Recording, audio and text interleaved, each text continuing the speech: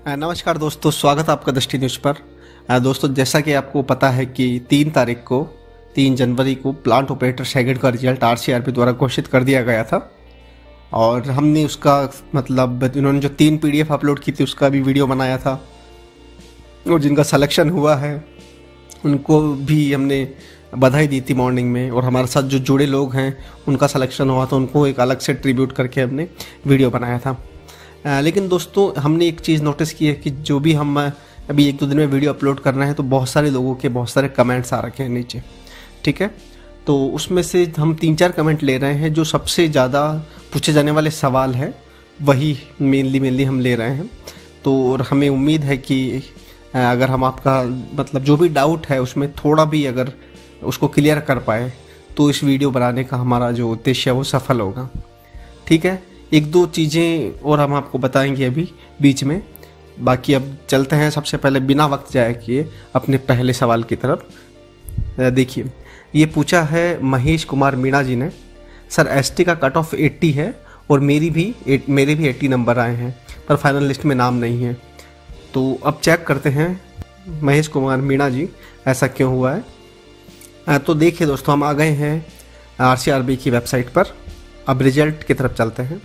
3 तारीख को ये रिजल्ट आया हुआ है। तो सबसे पहले हम जो महेश कुमार मीणा जी कह रहे हैं कि एसटी में है वो और उनके 80 नंबर है, तो हम सबसे पहले कट ऑफ देखते हैं एसटी की कट ऑफ कितनी है। तो देखिए, इसमें एसटी की कट ऑफ है 80 और जो जिनका सिलेक्शन हुआ उनका है 10/5/1991, ठीक है, डेट ऑफ बर्थ। क्योंकि हमने पहले भी 1-2 वीडियो अपलोड किए थे, उसमें भी हमने आपको बताया था कि जो एज का डिफरेंस, नेम बराबर है न, वो नंबर बराबर है, लेकिन जो एज है वो 1-1.5 साल का डिफरेंस है, तो उनका सिलेक्शन हो गया। तो हमें लग रहा है कि यही है, इसमें भी एज का डिफरेंस होगा। तो हम ऑल कैंडिडेट लिस्ट इसमें सर्च करते हैं और इसको थोड़ा सा बड़ा करके इसमें महेश कुमार मीणा जी का नाम सर्च करते हैं।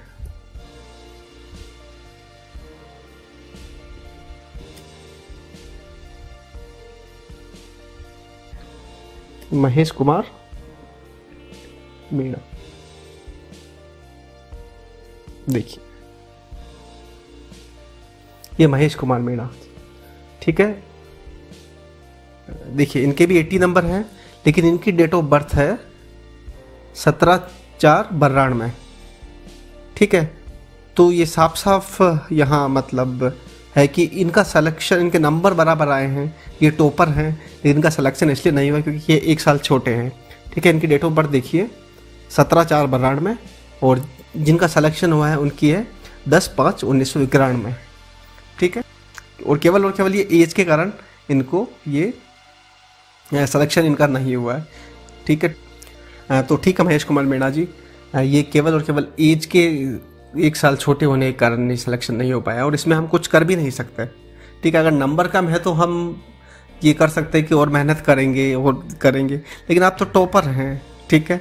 तो आपको बिल्कुल भी अब यही है कि हम सांत्वना दे सकते, क्योंकि इसमें कोई व्यक्ति कुछ कर भी नहीं सकता है। अगर जैसे नंबर पर आप तो टॉपर हैं, टॉपर होने के बावजूद भी केवल 1 साल मतलब छोटे होने के कारण आपका सिलेक्शन नहीं हो पाया, ठीक है। तो हिम्मत नहीं हारिए, आगे और भी हो सकता है कि ईश्वर ने आपके लिए और भी बड़ा जो ओहदा है वो तैयार करके रखा हो, उसकी तरफ आपको मतलब भेजना चाह रहे हैं ईश्वर, ठीक है। पॉजिटिव सोचिए, डेडिकेशन के साथ मेहनत करते रहिए, सफलता जरूर मिलेगी आपको, ठीक है महेश कुमार मीणा जी, थैंक यू। अब चलते हैं अपने अगले सवाल की तरफ। ये पूछा है शैलेंद्र कुमार जी ने। ये पूछ रहे हैं कि सर, फाइनल सिलेक्शन होने के बाद जॉइनिंग लेटर कहाँ से मिलेगा और जॉइनिंग कहाँ मिलेगी। तो देखिए शैलेंद्र कुमार जी, जॉइनिंग लेटर कौन देगा या कहाँ से मिलेगा, इसके लिए तो हमने एक अलग से पूरा वीडियो बना रखा है और हमने एक एनालिसिस किया है और आप लोगों से ही भी हमने पूछा है। तो उसमें हमने फाइनल ये मतलब कंक्लूजन निकला है कि जो भी आरसीडीएफ और रेस्पेक्टिव डीएसएस जहाँ पर आपका सिलेक्शन हुआ है, ठीक है, वही जॉइनिंग लेटर देगी, ठीक है। और बात रही अब जहाँ तक जॉइनिंग कहाँ मिलेगी, इसके लिए तो हम आपसे यही कहना चाहेंगे कि जो मतलब सिलेक्शन, आपका जो सिलेक्शन लिस्ट है, ठीक है, उसके अंदर जो कैटेगरी है उसके साइड में एक संस्था दे रही है, आरसीडीएफ या डीएसएस, इस टाइप से। तो देखिए हम आपको एक एग्जाम्पल के रूप में दिखाते हैं। देखिए दोस्तों, रिजल्ट कैटेगरी एससी और जो RCDF/DUSS है तो इसमें लिखा हुआ है RCDF।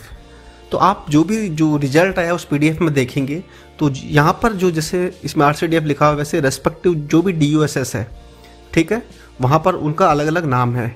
DUSS वो अलवर, DUSS अजमेर, ऐसे अलग अलग नाम है, वहाँ पर इनकी पोस्टिंग होगी, ठीक है। तो हम उम्मीद करते हैं शैलेंद्र कुमार जी ज्वाइनिंग लेटर तो वहाँ से मिलेगा जो रेस्पेक्टिव DUSS और RCDF देगी, और ज्वाइनिंग आपको ये जो संस्था का नाम है वो वहाँ पर आपकी ज्वाइनिंग होगी, ठीक है। अब चलते हैं दोस्तों अपने अगले सवाल की तरफ। ये पूछा है कानाराम सैनी जी ने, ये सर ये फाइनल कट ऑफ है क्या? बिल्कुल, ये फाइनल कट ऑफ है, और कानाराम सैनी जी को हम बधाई भी देना चाहेंगे, इनका भी सिलेक्शन हुआ, आज इन्होंने कमेंट करके बताया था। और हम ये बताना चाहेंगे हाँ ये फाइनल कट ऑफ है, अब इसके बाद रिजल्ट नहीं आएगा। वेटिंग लिस्ट का हम एक क्वेश्चन बना हुआ है वो हम अभी कवर कर रहे हैं, ठीक है, बाकी ये फाइनल कट ऑफ है, ठीक है। तो दोस्तों अब चलते हैं अपने अगले सवाल की तरफ। ये है वेटिंग लिस्ट का सवाल। तो जो भी वीडियो हमने अभी इन दिनों अपलोड किए हैं और जो रिजल्ट आया उसके नीचे भी बहुत सारे लोग पूछ रहे हैं कि सर वेटिंग लिस्ट आएगी या नहीं आएगी। तो देखिए दोस्तों, 2-3 सिचुएशंस हैं जहां पर वेटिंग लिस्ट आती है, वो मैं आपको बता देता हूं, और अगर हम कहीं चूक जाते हैं तो हम आपसे भी अनुरोध करते हैं कि आप भी हमें बताइएगा इसके अलावा भी क्या सिनेरियो बन सकता है। हमारे अनुसार जितना हमने रिसर्च किया उस अनुसार हम बताते हैं कि 3 सिचुएशन में वेटिंग लिस्ट निकलती है। पहली सिचुएशन ये है कि पूरी पोस्टें अगर नहीं भरती है, ठीक है। इससे सिमिलर ही हम एक दूसरा पॉइंट ये होता है कि जैसे मान लीजिए कि 10 पोस्टें हैं और 10 लोगों का नाम है लिस्ट में, सिलेक्शन की लिस्ट में, लेकिन कोई 2-3 लोग हैं जिन्होंने ज्वाइन नहीं किया है, तो फिर ये वेटिंग लिस्ट निकलेगी। उनके लिए समय 1-2 बार उनको नोटिस दिया जाएगा कि आप ज्वाइन करना है या नहीं करना। फिर वेटिंग लिस्ट निकल के जो नेक्स्ट 2 हैं, जो मतलब जितने लोगों ने ज्वाइन नहीं किया उतने लोगों को नेक्स्ट जो मेरिट लिस्ट में जो लोग हैं उनको ले लिया जाएगा, ठीक है। तो इसके लिए हमने रिसर्च किया, तो हम देखिए ये जो PDF है इसके अंदर ये ऐसे दिखा रखा है कि जो अलग अलग कैटेगरी वाइज है, लेकिन जैसे RCDF में जो प्लांट ऑपरेटर सेकंड था इसमें 26 पोस्टें थी, DUSS अलवर में 3 पोस्टें, अजमेर में 5 पोस्टें, DUSS बीकानेर में 7 पोस्टें, DUSS पाली में 1 पोस्ट, DUSS जयपुर में 20 post, DUSS Jaipur dairy plant में 7 पोस्ट और DUSS Jaipur cattle feed plant में 8 पोस्टें। तो हमने दोस्तों जो भी रिजल्ट आया उसके बारे में एनालिसिस किया और हमने पाया है कि ये जो पोस्टें हैं ये सारी मतलब इन सब पोस्टों पे रिजल्ट डिक्लेयर हुआ है, ठीक है। RCDF में अगर आप जितने भी आप वो देखेंगे PDF में अगर काउंट करेंगे तो 26 ही आएगा, अलवर में 3 आएगा, अजमेर में 5 आएगा। तो ऐसे करते करते जितने भी ये पोस्टें हैं टोटल ये सबके नाम हैं। तो ये चीज़ तो मतलब सबका नाम है, मतलब सारी पोस्टें फिल हो गई। तो पहला जो हमारा पॉइंट था वो मतलब सही हो गया। थर्ड पॉइंट ये है कि दोस्तों जैसे फ्यूचर में अगर जैसे मतलब 2-3 लोगों की और ज़रूरत पड़ती है किसी भी संस्था को, तो जो पहले ही वैकेंसी की हो चुकी है उसमें भी पूरा 1 साल लगा है। देखिए इस वैकेंसी में भी 1 साल लगा है, तो ये 2-3 लोगों को लेने के लिए पूरा प्रोसेस नहीं कराना चाहते, डायरेक्ट ही जो मेरिट लिस्ट में आए हैं उनको ले लिया जाए। तो ये 3 सिनेरियो बनते हैं दोस्तों वेटिंग लिस्ट की। जो लास्ट वाला सिनेरियो है इसमें हमें लगता है कि जैसे मतलब कुछ टाइम पीरियड तक ही वो वैलिड होता है, क्योंकि रीज़न ये कि दोस्तों जैसे टेक्नोलॉजी अब आज के ज़माने में बढ़ रही है, रोज़ नई टेक्नोलॉजी आ रही है, ठीक है, नए कोर्सेज लॉन्च हो रहे हैं, नए कोर्सेज अलग अलग इंट्रोड्यूस हो रहे हैं। तो इसमें क्या होता है कि जैसे मान लीजिए आपके पास डिग्री तो है लेकिन एक स्पेशलाइजेशन एक कोर्स भी आपके पास होना चाहिए, और कोर्स में भी अलग अलग जो चीज़ें हैं जैसे कि सॉफ्टवेयर भी नए नए आ गए हैं, मतलब बहुत सारी इससे छोटी छोटी टेक्नोलॉजी का विस्तार हो रहा है। तो इसमें क्या होता है कि जैसे मान लीजिए ये वैकेंसी मतलब टाइम पीरियड तक ही चलेगी। अगर फ्यूचर में किसी को लेना है इसी वैकेंसी के तहत तो टाइम पीरियड रहेगा। जैसे गेट में 1 साल का होता है तो इसमें कितना है, लेकिन हर वैकेंसी का एक टाइम पीरियड फिक्स रहता है। उसके बाद अगर कोई वापस इनको ज़रूरत पड़ती है तो वापस वो मतलब वैकेंसी वापस निकलती है और वो होता है। तो एक आप मान के चलिए कि 6 महीने मान के चलिए, अगर उसमें नहीं निकली तो वो जो थर्ड पॉइंट है कि अगर फ्यूचर में वैकेंसी निकलती है तो आपको पुनः इसमें मतलब जो आपकी जो पहले से एग्ज़ाम है उसमें से लिया जाएगा। तो 6 महीने तक आप ये थर्ड पॉइंट वाला वैलिड है, 6 महीने तक आप वेट कर सकते हैं थर्ड पॉइंट के अनुसार, लेकिन हमें लगता नहीं है कि ऐसा कुछ होगा, ठीक है। सेकंड पॉइंट ये था कि कोई ज्वाइन ना करे, और फर्स्ट पॉइंट इससे रिलेटेड ही था कि पोस्ट खाली रह जाए, ठीक है। दोनों अलग अलग सिनेरियो लेकिन मतलब सिमिलरिटी है दोनों में, पोस्ट खाली दोनों में ही है कि पोस्ट खाली है, ठीक है। तो उसमें यह है कि अगर कोई ज्वाइन ना करे तो 100% निकलेगी, क्योंकि उनको मतलब जो वैकेंट पोजीशन है वो तो भरनी ही है।